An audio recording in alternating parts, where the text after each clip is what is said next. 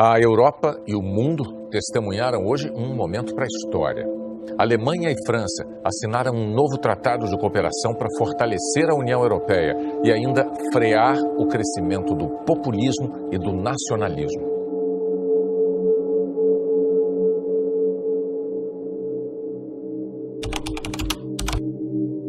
Foi no meio da fronteira que os dois países se reencontraram.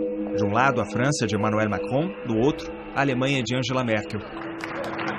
O presidente e a primeira-ministra representam duas nações que já foram inimigas e, há tempos, preferiram caminhar juntas. O novo tratado simboliza um impulso à Europa. Merkel assinou embaixo por um sistema de defesa integrado e mais convergência econômica e fiscal. Macron declarou que essa cooperação é o que protege de verdade o continente.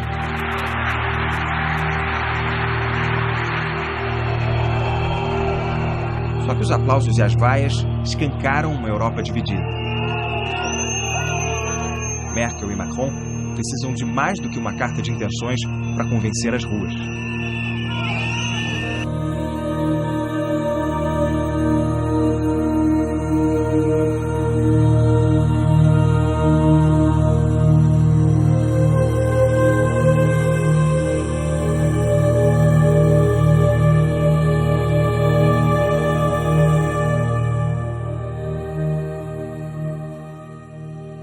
Angela Merkel saiu em defesa da ordem mundial multilateral e destacou os acordos como uma virtude nas relações internacionais. Eu e os integrantes do meu governo lutaremos com todas as forças para que o multilateralismo é algo indispensável para o desenvolvimento no mundo todo. Merkel afirmou que cada país, ao pensar em seus interesses nacionais, também deve considerar os de outras nações, para poder chegar a soluções vantajosas para todos.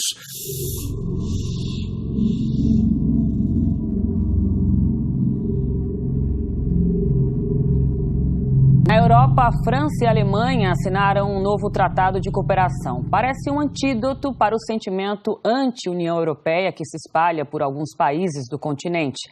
No Reino Unido, por exemplo, segue aquele impasse provocado pela polarização entre quem quer que o país saia do bloco europeu e quem quer ficar. A assinatura do tratado é uma declaração de resistência contra o populismo e o nacionalismo por aqui.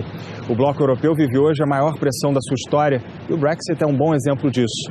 Merkel também falou sobre o Brexit. Ela disse que espera uma saída ordenada do Reino Unido da União Europeia que permita manter uma boa parceria para o bem de todos.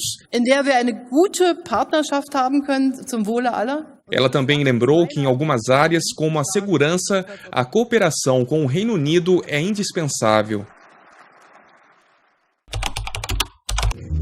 Temendo as incertezas sobre o futuro do Reino Unido após a saída da União Europeia, muitos britânicos começaram a estocar comida.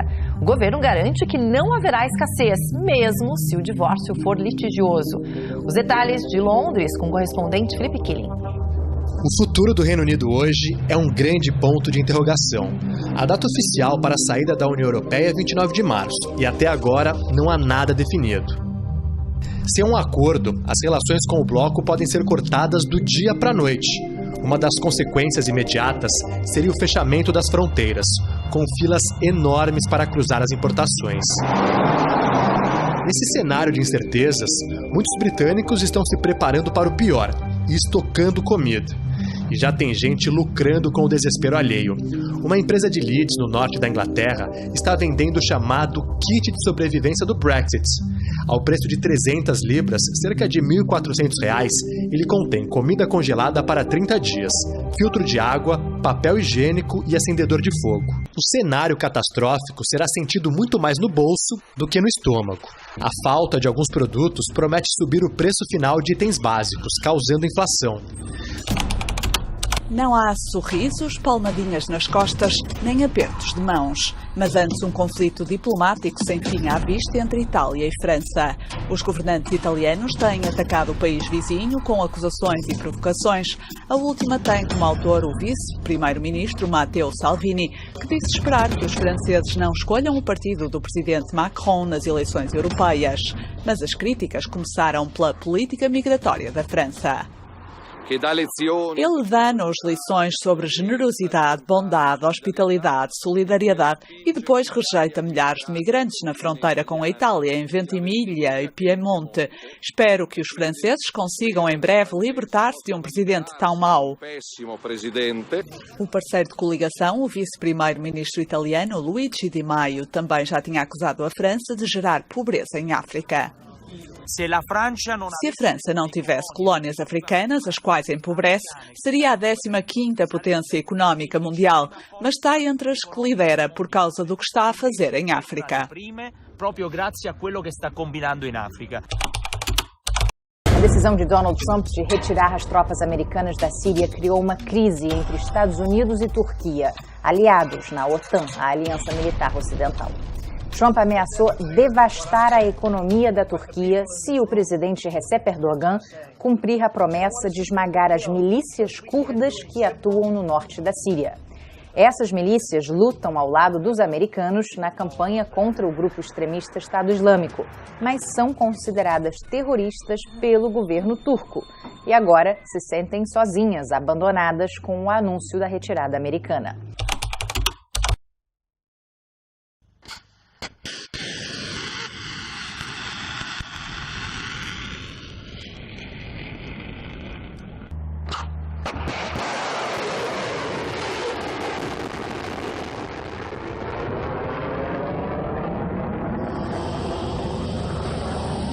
A Rússia revelou imagens dos testes de um novo míssil hipersônico. O dispositivo é chamado de Avangard. De acordo com o presidente russo Vladimir Putin, o sistema é invencível para a tecnologia atual e até mesmo para futuras tecnologias dos inimigos.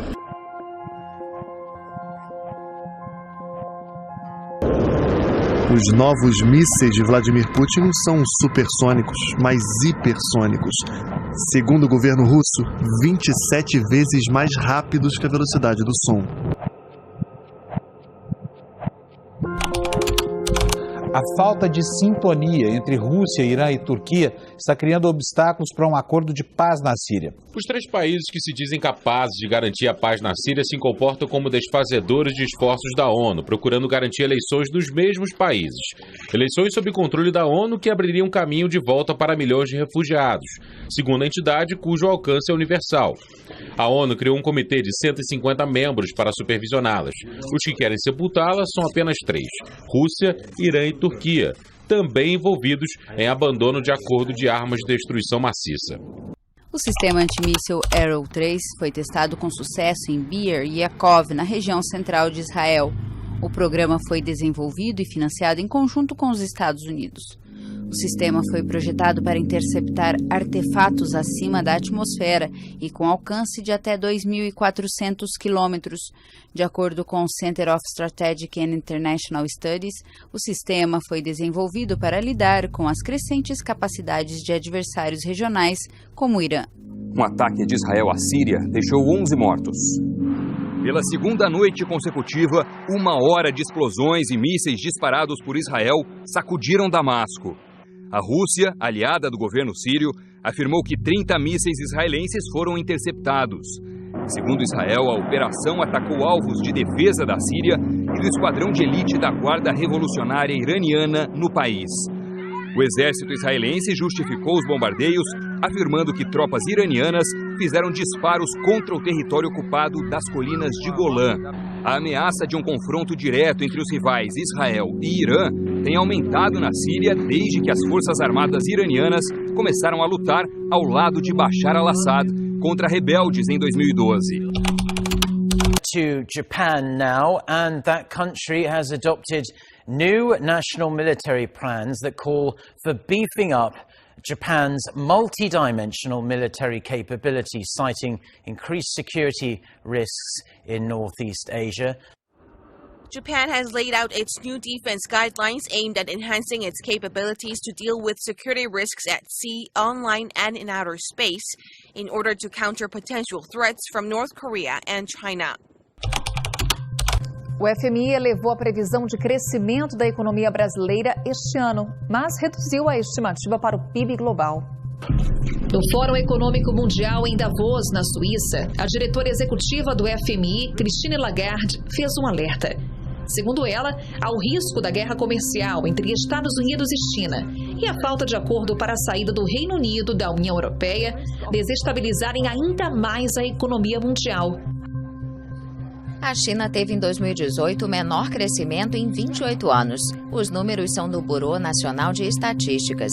O aumento do Produto Interno Bruto foi de 6,6%, acima da meta de 6,5% estabelecida pelo governo e dentro da previsão média de 13 analistas consultados pela AFP.